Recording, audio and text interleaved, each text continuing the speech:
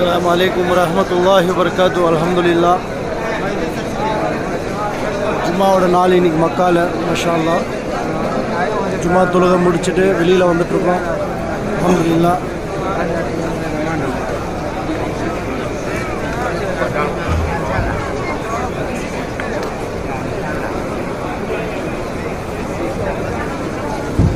கூட்டம் குறையவே இல்லை, அப்படியே இருக்குது மாஷா அல்லாஹ்.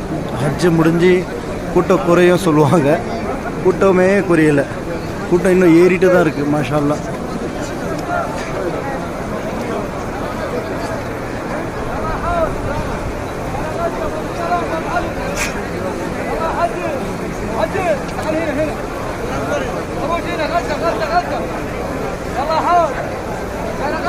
السلام ابو علي، تعال يا حجي، يلا شوف.